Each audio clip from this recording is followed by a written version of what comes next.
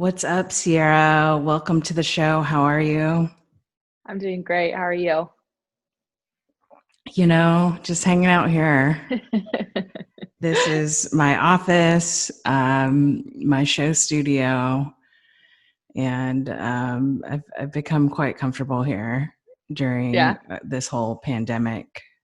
you And more homebody now? I will. It's kind of a forced homebody, I Yeah. feel like, and I'm sure you're a homebody. You just bought a house this year, right? Yes. Alex and I bought a house. So it's been a lot, but it's been fun. I've had Uh, to learn how to do my own lawn. That's been interesting. Oh, wow. Look at you. So I skilled know. and domestic. Thank you. Thank you. And congratulations on a 2-year anniversary. Oh, thank you. I appreciate it. Yeah, you're welcome. So how did it feel? How did it feel going house hunting and then eventually making that full on commitment to buy a house? I mean, we joke and say it was for our dog, Luna, because she needed more space.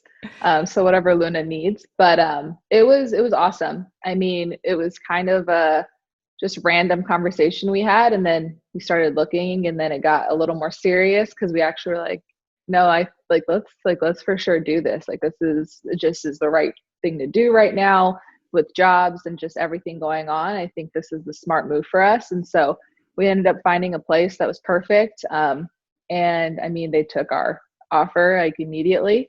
So it was kind of a no brainer. Um, Definitely spending way less money having a house than we were with the apartment. So Oh, that's nice. nice. And Alex would be happy. I'm representing Florida State with Oh my gosh. the Natty Champ shirt. Well, if it's a natty shirt, then it's fine. But I'll have to get you a Michigan one. Yeah, I went to Michigan. Hutch didn't hook me up with any kind of gear. I mean, It's I'll get you one. okay. Thanks, C. You just You're gotta know. You welcome. gotta know people. So, going back to your lawn, what have you learned is the importance of perfecting, or actually just proper lawn care in general? Fertilize Oh yeah. the lawn. Yeah, I like Okay. did it. I mean, I never had to do the lawn growing up, and Alex did. So she showed me basically how to use a lawnmower, weed whacker, all that stuff, edger. And so now I enjoy doing it because I feel like we do a better job than anybody we could hire. And like we're perfectionists with it and it looks Mhm. exactly how we want. So I enjoy it. Wow. Wow. You took to your lawn. I'm now a plant lady. I have my own herbs. So I have a jalapeno plant, a basil plant, Ooh, sage, and rosemary. And then I've got a nice. couple house plants. That might need to be the next project. That's a good idea. Yeah, I would highly recommend it. It's like so gratifying when you can just go to your garden and like pick some basil, throw it in your meal, top off That's your awesome. pizza. Yeah. I've been Um, cooking a lot more just with everything going on. So I would imagine that that would be nice to have, especially when I forget certain things at the grocery store. yeah, totally. I would recommend it. Like basil is that thing grows like a beanstalk. It's great. I Really? love it. Yeah. I haven't really found much use for the sage or the rosemary quite yet. Like in my mind, I was like, yeah, I'll use it a ton, but it's mostly been the basil and the jalapeno. The What jalapeno about took some a little bit to what grow. about some cilantro? Oh yeah. So I had a bad experience with cilantro Oh, a year or so ago. I tried to plant it and then it just died. So I think I was kind of scared to get back in the cilantro game, a little hesitant. knowing that I killed one of its family members. Yeah, So I think I should have went with cilantro because I use it all the time. Like right. basil and cilantro are like go to Yeah. plant herbs I use for cooking. Hmm. Um, so who's a better cook, you or Alex? I don't know.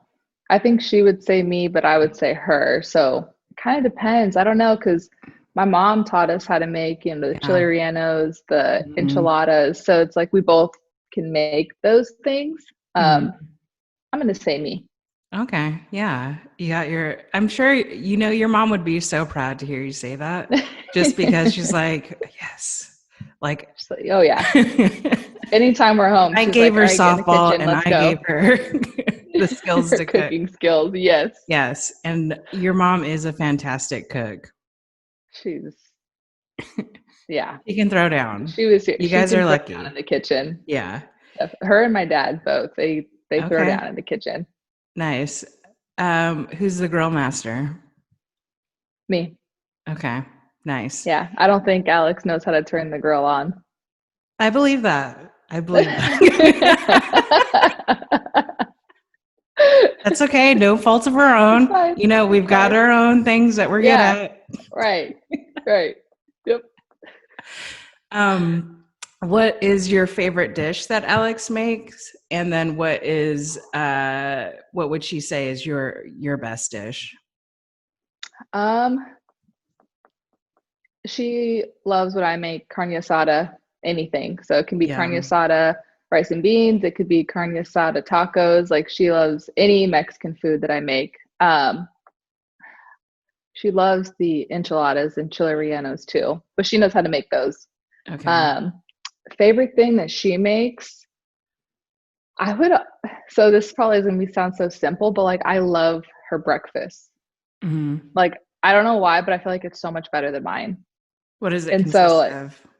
I mean, she'll change it up. It can be like the bread with the over easy egg in the middle of it. And so, like, when you break it, it's like all together, like that. And she'll always put like the everything bagel seeds like all over it. Yeah, Trader She Joe's. might, yeah. Hmm. And then eggs, I feel like her eggs are way better. But anytime she gets to cook breakfast, I'm like, please cook breakfast because yours is way better than mine. Yeah, breakfast is the bomb. I love breakfast. All right, to softball questions. All right. Now we're done with food. Couldn't help it. That's where the I, conversation led us. I We don't, know. It's yeah, fine. no need to force things. No.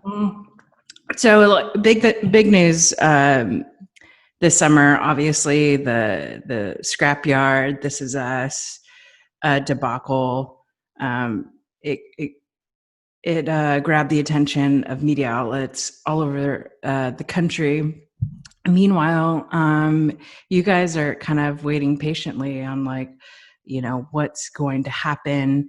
What was it like to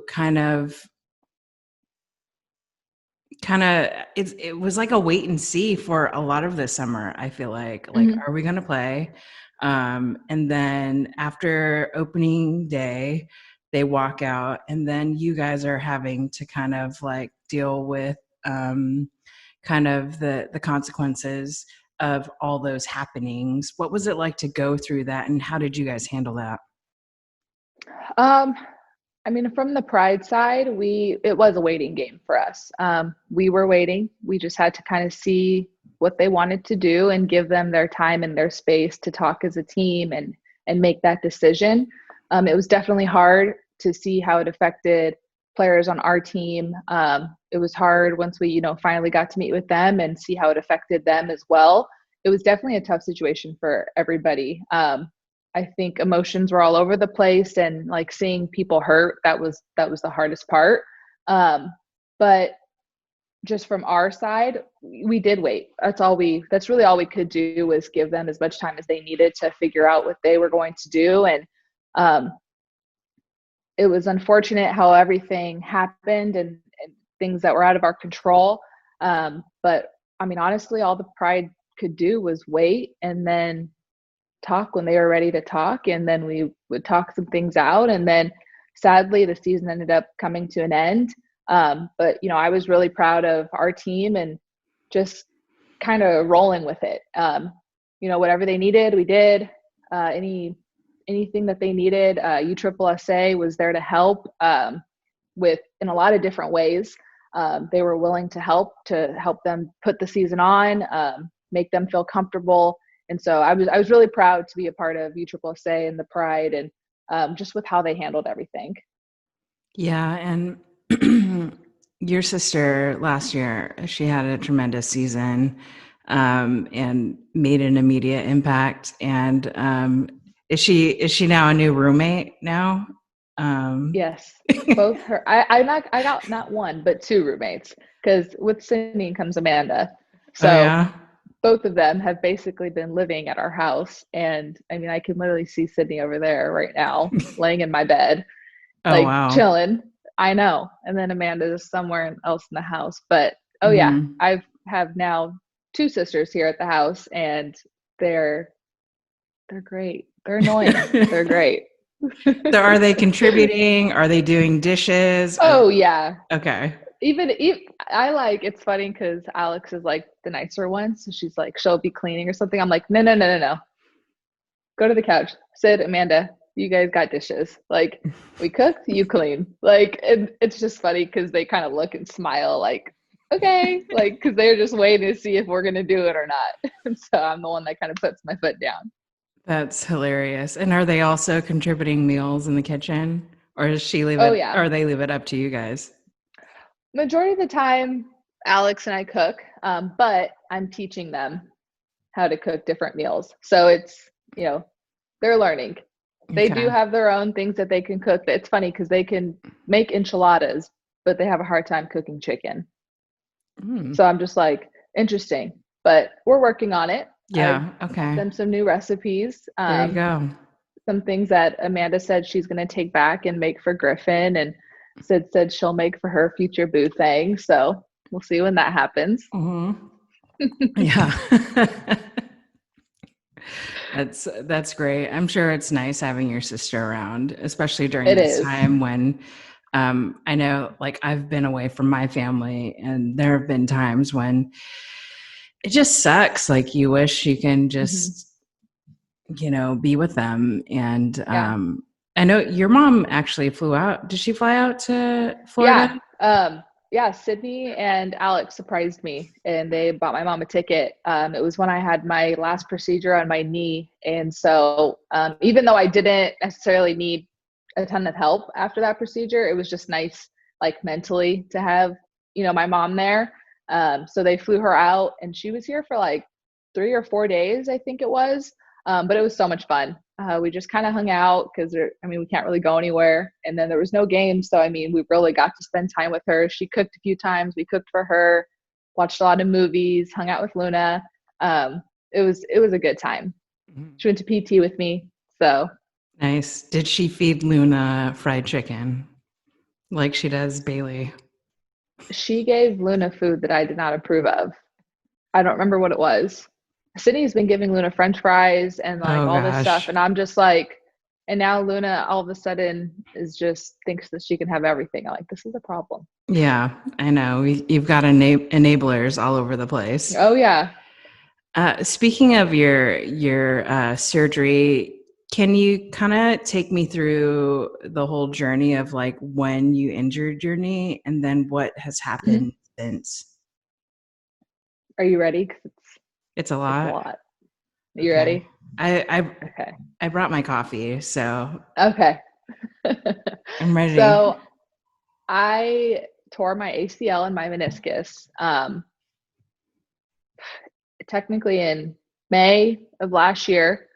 I was running into home. I was at second base. Ball was hit to left field, and I was like, "I'm scoring. I don't care." And so, coach was sending me, and I took off, and I was about to get ready to slide, and the catcher went from giving me a lane to no lane, and so it was either take her out or try to go around her, and I wish I would have just taken her out, and instead I tried to go around her, and it was just such a last minute movement. I think that's why, because I've done that move a million times in my career, but I can't really think of a time where I've made that late of a decision like the one I did.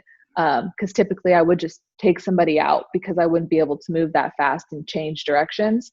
And so I went to change directions, and immediately when I planted on my left leg, it gave out, and I kind of flew a little bit in the air, and I just remember hearing the pop everybody talks about. I didn't feel pain right away, but it felt like numb. I didn't start to feel pain until I got to the training room, and my adrenaline kind of went down a little bit. Then it started to really hurt. I couldn't walk on it though. I tried to get up and walk on it, and I just fell again. So they carried me off, and then I just was like, there's no way. Like, there's just no way. So I got the MRI. I tore the ACL completely. I almost completely tore the meniscus. I got lucky. He was able to save it. He said he wasn't sure if he was going to be able to repair it or just take it out. He ended up repairing it. And after surgery, I was not allowed to walk for like 4 to 6 weeks. It was non-weight bearing. During that time, I got what's called arthrofibrosis, and we didn't realize that's what I was getting. We thought I just was really stiff from surgery. That's basically like my body builds like a ridiculous amount of scar tissue. So like the average person does build scar tissue, whatever, but like my body was building it at a really fast rate because my body was telling itself like it's hurt, like keep on giving it scar tissue to fix it, to make it better, which is the last thing I needed. And so when you would feel around my scars in the very beginning, they were rock hard. And at PT, we'd be rubbing them out. I mean, it was brutal. Like people talk about ACLs and how mentally draining they are, and it's exhausting. And I kind of had this like 3-month mark in my head, because that's when people said that like the pain starts to go away. You start to feel a little more normal again. And at 3 months, I was still in a ridiculous amount of pain. I was still on painkillers. I was still trying to figure out how to get comfortable. Like I wasn't sleeping. It was just rough. And so finally they were like, you know what, we need to look into this more. And the doctor, that's when he said I had the arthrofibrosis. And so he gave me some different medication to help. And we had to kind of wait it out, because the next thing for that would be a scope or a manipulation. And he wanted to go with the manipulation because he didn't want to risk taking scar tissue out just for my body to build it back up. He wanted to like break it down instead, without going inside my knee. And so we had to wait though, because he was scared that if we didn't wait for the manipulation, he could possibly re-tear my meniscus by forcing my knee to do things maybe it wasn't ready to do. So we waited about, I don't even know, I think it was like 6 months. So I got it done in like December, got the manipulation done. It was super quick. It was like a 15-minute procedure. I was still lacking a lot of range of motion going into that procedure. And immediately after, I was walking, I think like a day later, and my range got way better. PT got easier. I wasn't crying every single day at PT. It was like a little less painful. My range went from like only getting to like 120 on my bend to I was at like 130 something. So it was a big jump for me. And it was comfortable. And so we thought like that was it. Manipulation. Now let's like start getting after it. So once I healed up from the manip, they were like, okay, let's get a trainer. Let's get you starting to work out, build muscle, because my left leg has like literally zero muscle. And my quad was basically dead the whole time because I couldn't activate it, because I couldn't get to that full extension you need in your leg to make the VMO activate. And so I got a trainer. We started getting after it. It was super slow in the beginning because I wasn't strong. I wasn't comfortable. Things still were hurting.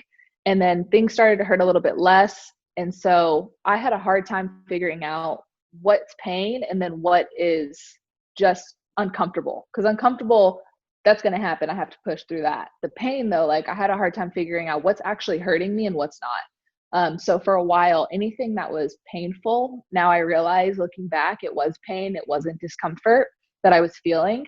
I just kept pushing through it because I was like, this is mental. This is the mental side. Don't let it beat you. And so I just kept training. I kept doing it.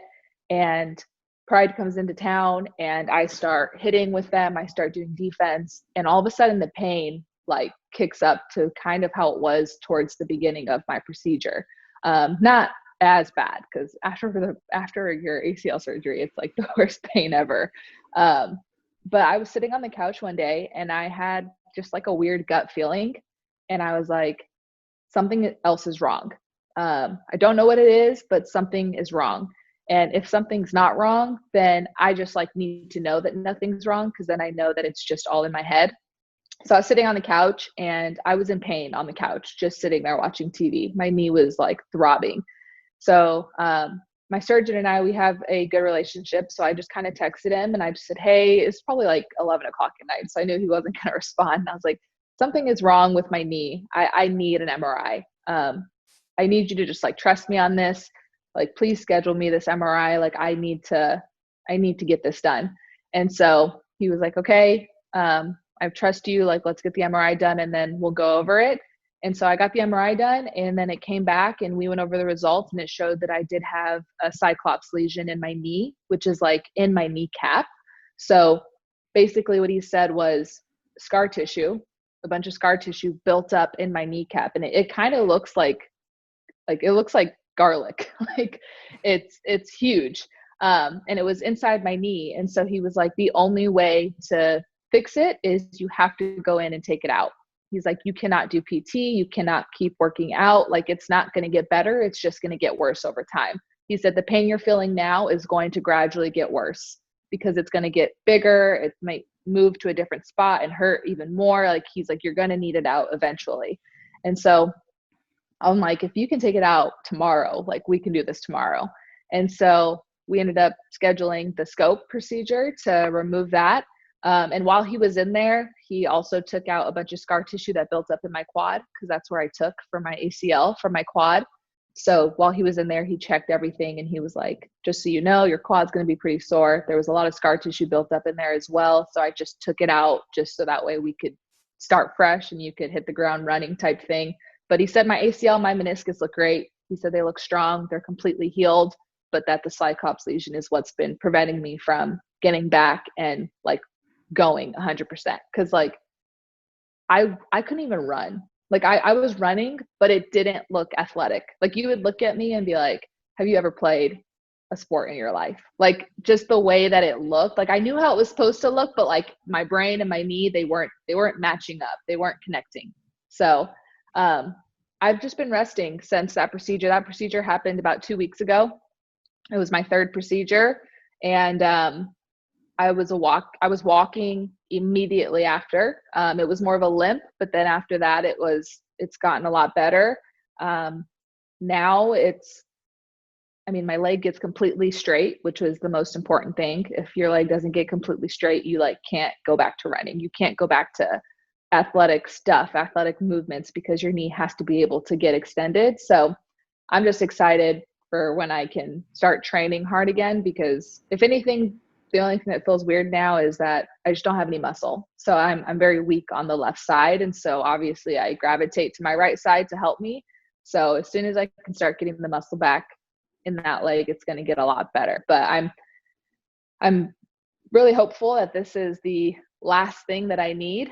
And hopefully, I think according to my PT, he said maybe give it about, I would say 2 to 3 more weeks. And then I can start working out again without worrying about making my knee blow up. Because that's the big thing. We have to keep the swelling under control. Because if it swells, I can't move it the way it's supposed to move. So I have to like be very cautious of what I'm doing that could possibly irritate it. Yeah. It's a lot. It's been a year.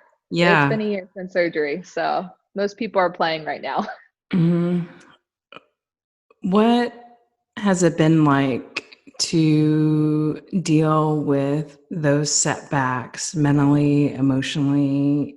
And you already kind of explained all the physical things that went along with it. How have you dealt with it, and what was it like to go through that? It's by far the weakest I've ever felt mentally. I have always like prided myself in being mentally tough. Things don't really faze me. I don't think that much into it. And I got to a point where I felt like I was in, somewhat of a depression. I kept making like excuses. I kept saying why I couldn't do something. I kept blaming things on my knee. I got kind of mean. I wasn't, sorry, my coffee machine's going off right now. I wasn't the nicest person to Alex. And she'll be the first one to tell you that I was brutal. And I just was mad. I was mad. I kept comparing my surgery to hers, to other people. Like, well, why is it that, you were playing 4 months after your second one. Like, why is it that, like, I don't understand. Like, why am I going through this? What did I do? Like, why do I deserve this? And so I felt like I was buying everything you could possibly buy that could like help my knee, thinking like that would make it better. And when it didn't, I just kind of like, I got to the point where I just started thinking about like being done. Like, I just was like, you know what, this isn't worth it. You know, I'm just going to be done with softball. This is too hard. This is too much. Cause mentally I just was like tapped out. I was just mentally drained. I mean, I was already physically drained after like the first 4 months, but mentally, like I just was struggling because I just didn't understand why these things were happening. And it didn't matter how good I was about PT, how good I was about my exercises, everything just kept going wrong. And so I felt like I couldn't catch a break, but I was definitely mean, which I apologize for all the time because I'd be mean. And then I'm like, oh my gosh, I'm the worst. And then, you know, there was a lot of crying for no reason or I had a reason. And I just was very frustrated, just not being able to do simple things that I used to be able to do. Even 6 months, 7 months post-surgery, I couldn't go and jog. I couldn't make a quick turn. I was very cautious, and every morning I woke up and my knee hurt. And it took me like 30 minutes to get myself going because I'd be walking with a really bad limp in the morning because like just my leg was on fire, it felt like. So it was tough, like mentally. That was definitely the worst thing I've had to go through so far with any injury. Did you ever judge yourself because you weren't able to recover as quickly as you thought? Yeah, I thought that I wasn't as tough or as good as I thought I was.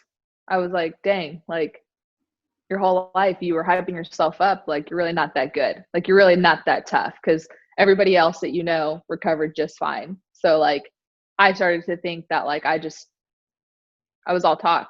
I was like, you're not that good. Like, cause the first like few months post surgery, I was like mindset, I'm crushing this thing. And I was getting after it, but I was seeing zero results. So I was like, what am I doing wrong? Like my PT was probably going crazy with me because I was asking him, like, what else do I need to do? Like, I need you to tell me something else. And he's like, Sierra, you physically can't do anything else. Like, there's nothing else that you can do physically. He's like, just mentally, you need to like stay positive because I got to the point where I was 6 months or so post surgery and we're at PT and I would have a small victory and I stopped celebrating it. Like before, in the very beginning, any victory I was like pumped about. It was awesome. But then once I got like 6 months, 8 months post surgery, and my small victory was like something that should have happened the first 2 months post surgery, I was just kind of like, cool. Like I was just not satisfied. And that's like how I am as a player. I was not satisfied with what I was getting. I wasn't satisfied that I got this 8 months later when I should have had it the first 2 months. You know what I mean? Yeah. And so that was a struggle for me because I just was not satisfied with my recovery and my body and just everything. I just was, anything negative I could find, I found it. Anything. Like I could literally turn a good positive thing that happened into something negative so quick because I just was like mentally just tapped out. And now where are you in terms of kind of framing your situation? You don't strike me as a person that wants to repeat the same mistakes. How are you kind of framing this recovery process now? Now I look at it as like, it's part of my journey. It's part of what was supposed to happen to me for whatever reason. I can't sit and just question and ask all the time, why did it happen this way for me? It just did. And I had to go through what I had to go through, maybe to see a different side of myself. Cause like I said, that emotional side, that mental side, I had never experienced that. And I know people who have in different ways, maybe it wasn't surgery. But like my whole life had never been an emotional person, somebody who struggled mentally. So like I needed to maybe go through that to learn more about myself and just to be a better person in general. But then also I just feel like I'm more, to an extent, I'm more like go with the flow. Like I'm not like, so like this has to be done this way or otherwise it's not good enough. Like I was very harsh on myself and very tough on myself with training and everything else. Like I felt like this is the standard. If I don't get there, then what am I doing? And so I've learned to be a little more, like I said, go with the flow, just figure it out as you go. And it's definitely made me a little more, I guess, relaxed and chill, just because now I feel like I do that now with things. It could be something as simple as like dinner, or I don't even know, like something with softball, and it's like things change and I'm just like, okay, just tell me what you need. Like, what are we doing? Just let me know what we're doing. Or you want me to do it? Yeah, just let me know you want me to do it. I can handle it. Like I just don't look that hard into things anymore now. Mm. What was the turning point, or what was like the switch in terms of like your perspective on things? And was it the last time you went in for surgery, or was it kind of some time before that? I'm not gonna lie, when I went in for that last surgery, I was upset that I had to have another surgery, but I was relieved, because I was relieved that I wasn't going crazy, because the MRI was either going to tell me you're psycho and this is all in your head, you need to just push through it, or it was going to tell me something is wrong, here's how you fix it. So I was kind of relieved that something was wrong, but at the same time, it was weird emotions because I was upset because I didn't want to do another surgery. So I was kind of mad I was right. But that turning point for me happened, I don't remember exactly when it was, but I just remember the conversation. And it was a conversation that Alex and I had. I told you I was not the nicest to her when I was going through all of this, because once things just were bad all the time and I was in pain all the time, like I said, for me, the way I reacted was I got mean, and I wasn't very nice. And so like even when she was trying to help me, like I was just brutal. And so one day we sat down and she just like was like, "Okay, I'm going to talk and you're going to listen and you're not going to say anything." And I was like, "Okay." And she kind of went in on me and told me how I was making her feel, told me how I was turning into a different person and that she didn't recognize the person that I was becoming. She kind of went back and was like, "This is who you are," and like told me who I used to be. And then she's like, "This is who you're becoming," and told me who I was starting to act like and the things I was starting to do. And so like to hear her say that, but then also like kind of get emotional about it and just be like, I don't like the person that you're becoming. And, you're mean, you're this, you're that. And I just was like, that's not me. That's not how I've ever been. So when she sat me down and kind of just told me like who I used to be, who I am now, and what I'm becoming, and that she didn't like it, and how I was treating her, that was kind of like my turning point. Because I was like, I don't want to be this person. I don't want to be this person to her, but like I don't want to be this person in general. And so I was like, I have to fix it. And so I had to choose to be better, even though things still continued to happen that were negative. I had to figure out a way to push through it. And so it was something as simple as like, I just told her, I said, "Okay, like I'm going to be better. I promise, like, this is how I want to be better." And so for me, it was like, I told her I needed to talk things through like every single day. So I'd have PT, and immediately after PT, like she might be at work. I'm like, "Can I call you real quick? Like, give me 5 minutes." And she'd be like, "Okay." So quick call, 5 minutes, telling her how PT went. And I had to talk it through, because when I didn't talk things through and I just like held it in, that's when I started to act like that person that we didn't like. And so, but I've never been one to talk things through. I've been one to hold it in. I'll figure it out. Don't worry about me. I got this. And so like I had to be able to use my words. Yeah, that's pretty much me. I think it's a lot of people. I just don't think that everyone's forced to like break through that. Like Yeah. this forced me to. I didn't have a choice. I had to. Mm. Yeah, but how good You know did what I it mean? feel to actually say those things out loud? It did. Yeah, it felt really good. It felt good because I felt like it took a lot of anxiety and pressure and just everything off of me. The negativity, it took it off of me, because like she would help me find the positive. And even if there wasn't a positive, it was like, okay, well, today let's jump on the bike at the house and work more on the range of motion. And like, she would be like, okay, well, how about we go do some defense stuff while you sit on a bucket? Like, we found different ways to make myself happy even when things were bad. Yeah. And I think a lot of times, when we hold things in, it doesn't make us strong. No. And when we communicate and voice our concerns or our emotion, it doesn't make us weak. And Mm-hmm. sometimes something like this, it has its breaking point, because obviously Yeah. you were getting there, because the more you hold things in, and everyone can feel the tension in the room, like it's Mm-hmm. just going to boil over at one point. And now Alex, unfortunately, is the Mm-hmm. recipient of that. Right. And God bless her for being so patient and Yeah. kind, um, because it's a difficult thing. And Mm-hmm.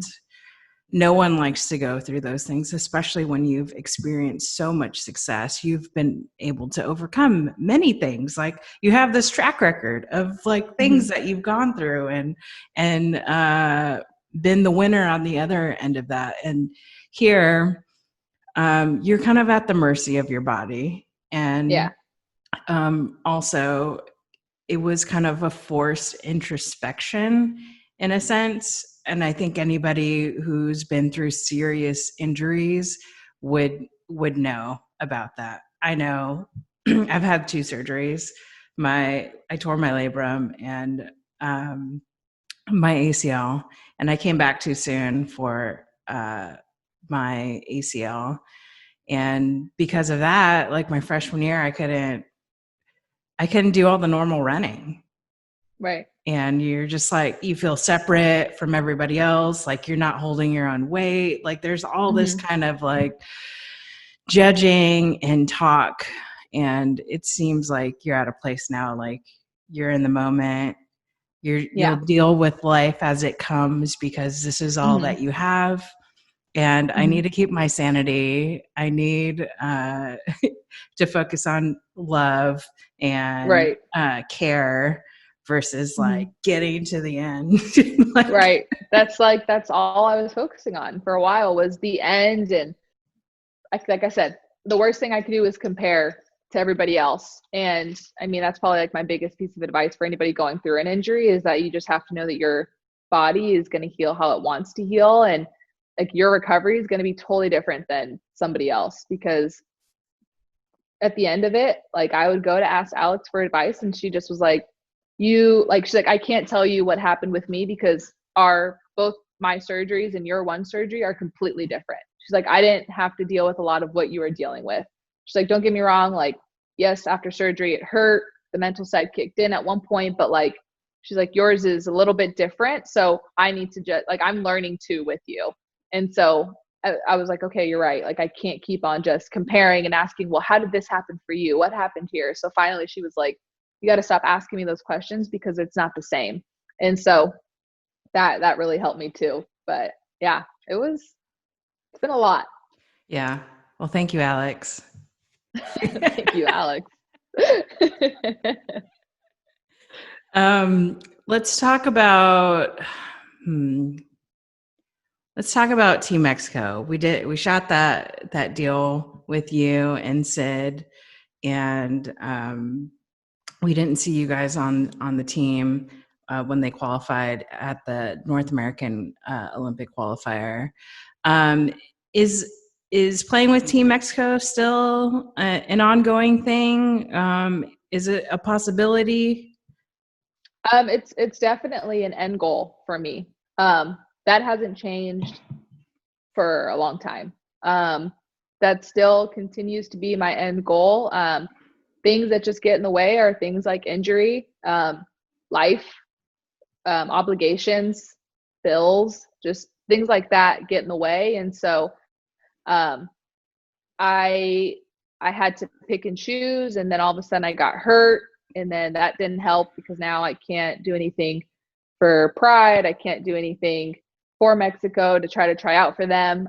But I mean, it's definitely my end goal is I'd like to go to the Olympics, and I'd like for it to be with Team Mexico. But I don't know where my knee is at. But as far as like training and everything, like that's what I'm shooting for. Okay. Definitely. Nice. Are you a Dodgers or an Angels fan? Neither. Neither. What? I'm a Padres fan. Padres? I know. Why? It's just what I grew up. I grew up going to Padre games. Anytime I'm home and I go to a baseball game, it's always the Padres. I love Petco Park. Like It's a great park. I love them. And you know what? Even though we don't always have the best team, we always have really good players, and then someone else takes them. But we always do have like really good players that are fun to watch. They just eventually leave. Yeah. Man.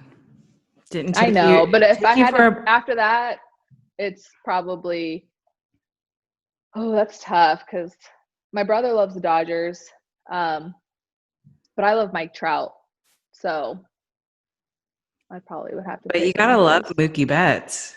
I mean, I do. Huge, You're right. Huge deal. Franchise player. Yes. Did you know that signed his deal, right? Yeah, 12-year deal, which Mike Trout also signed a 12-year deal. He's so fun to watch, and he's like an expert bowler. Did you know that?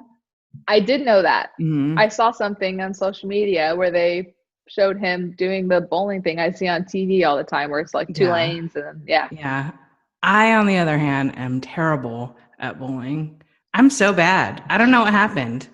Like, I don't coach anymore, and I can't throw front toss, and I can't bowl. You know what? I have just tried to bowl like I'm playing softball. So like I don't even use all of like the finger holes. Like I just will do and throw it, like curl it up in my arm and just throw it as hard as I can. I find that works. Okay. You don't get a lot of strikes. Sometimes you get a lot of gutter balls, but if you put the bumpers up, it helps. Okay. Yeah, You try to get the spin on it. Okay. Yeah. If I can look cool once out of 20 times, we're good. Mm-hmm. Okay. Does how is Sid against you bowling wise? Have you guys bowled against each other? We have. It's been a while. Our grandma, she was in like a bowling league, and she's good. She's like, she does all the spin and all of it. Has the little like hand guard thing that they wear. Mm-hmm. She's like serious. Sydney, actually, I think. You know what? No, I don't think Sydney's that good actually at bowling. Okay. All right. We can't be good at everything. What'd you say? She does a spin, she said. Okay. She's copying you. Basically. What's Sid doing right now? Just chilling? To be completely honest, she's laying in my room on my bed. Still? Probably on Instagram. Still. Wow. Okay. I know. She's being a bum. Can I see her? My dog made a mess in the house. That's why there's toys everywhere. Sydney, we're all say judging hi.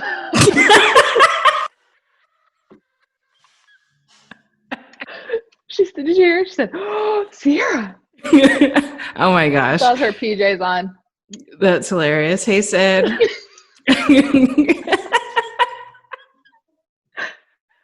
And then you got Luna here. Yeah. Right next to me. Sweet girl. Okay. Great. You have Sid here and you have Amanda here. Oh, where's Amanda? Amanda's right here. You want to say hi, Amanda? Yeah. Is she making the coffee? They already made coffee. Amanda's already ready. She's on it. Sydney's being the bum. Hey, what's up? Hey, Luna. Hey, Amanda. I can't hear. Yeah, earbuds. Sierra's very happy because we're moving out today. Oh, wow. Happy to get rid of me. No. It sounds bittersweet, actually. It is. It's bittersweet. It is bittersweet. Okay, really hard-hitting question. Margarita or michelada? Michelada.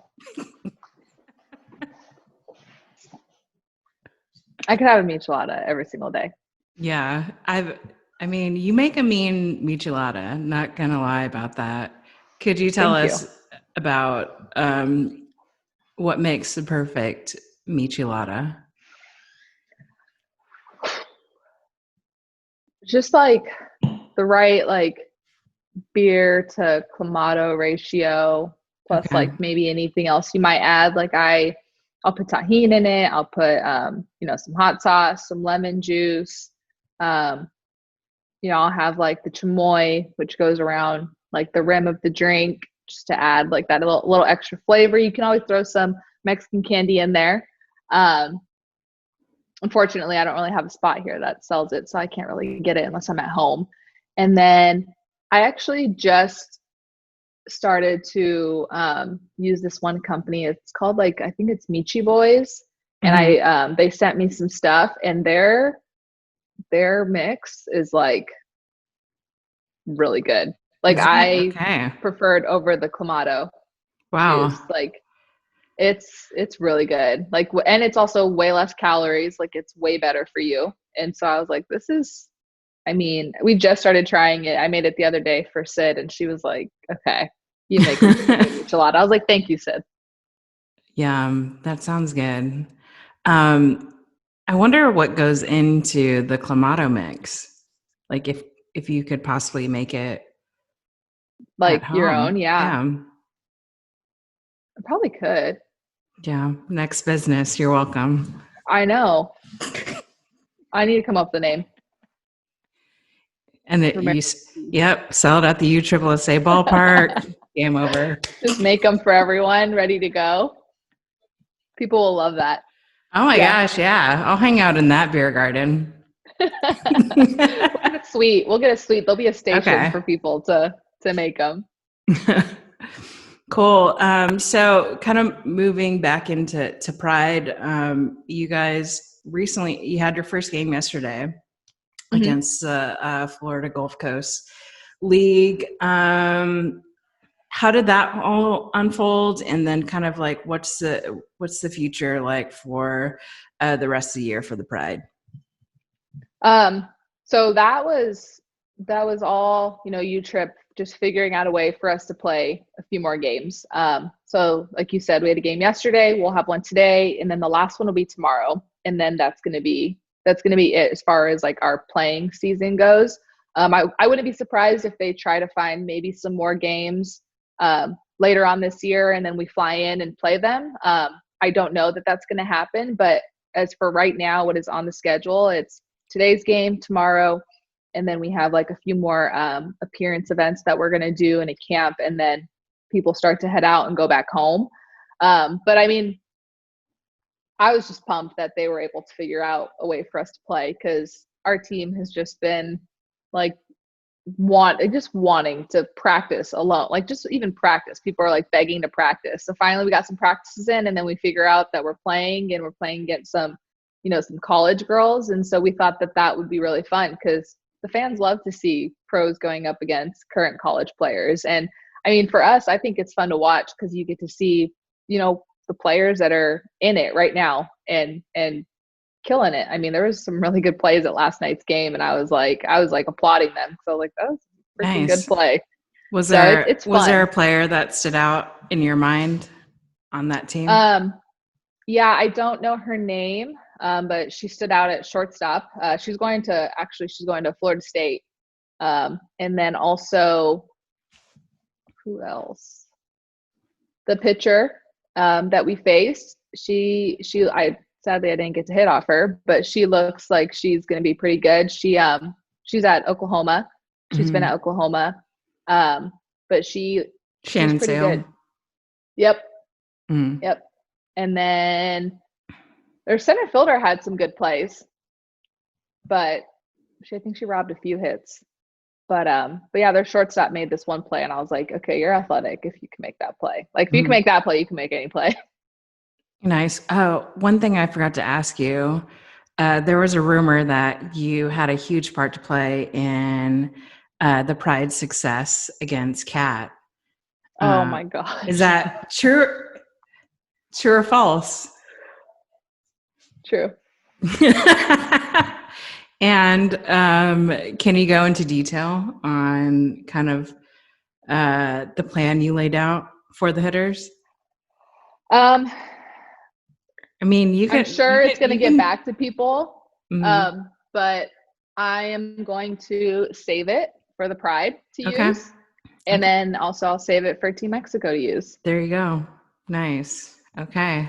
But I don't know. I like to, now that being on the other side, I have to watch a lot and, I can only do so much. And so I just noticed some things and, I just wanted to see if it would work, and it started to work. Doesn't mean it's going to work all the time, but hey, even if all it takes is one time for it to work. Hey, look, an Amanda Lorenz dinger. I think Amanda liked it. Yeah. Yeah, Your totally. moves in the box off Cat. Yeah, she started laughing and then walked away. Now we just got to figure out Monica. I just got to see the ball first. Yeah. She said amen. Seriously. Well, there's also, I can't remember the name of it, but I think once the pitch reaches like over 65 miles per hour, you actually don't really see it. You anticipate where it's going to be. So it might be the case that you anticipate the pitch. That might be your best bet, because it's like really for real. Mm-hmm. Yeah, I've been paying attention to a lot of our hitters, and especially the ones that are successful off of her. And I'm starting to pick up different things that they're doing. So I'm excited to get back to hitting and just have the machine come and throw 75 or whatever it is at me. Totally. Just so I can work on some different things, because I need to figure out how to hit. And be super efficient with your movement. Yeah. I can be pretty big with my swing sometimes, and I cannot do that off her. If I do, the ball's already in the glove. And I'm like, oh shoot, okay. Whoops. Timed that one wrong. I thought I was swinging at that. I guess it didn't all go all together. Well, Sierra, this was great. It was so nice to catch up with you, and I'm glad you're in better spirits now. And, I hope everything heals quickly for you so we can see you back on the field. I know we all miss seeing you out there, and it's, I think, a dream for a lot of softball fans to see you and your sister on the same field playing together. And I'm sure it's a dream for you too, as well. Yeah, definitely. I'm excited to get back out there playing. But I mean, the big thing too is I want to play with Sid again. I haven't played with her since high school. So that's definitely a goal of mine and hers, is to play together again and be out on the field at the same time. But thanks for having me. I really appreciate it. It's always nice to jump on and talk to you and just have some fun. Absolutely. One last thing, for people who want to follow you and the Pride, where should they go? So for me, I'm very active on my Instagram. So Sierra Joy 32. That's probably the best spot to follow me. For Pride, it's definitely their Instagram account and their Twitter account. Their Instagram is, I can tell you right now. No shame. I almost said it's better to get it right than wrong. USSSA Florida Pride. All right. Like a little purple picture. Those are the best spots to follow us. Awesome. Well, thank you, Sierra, and I'll see you next time. All right. Thanks for having me.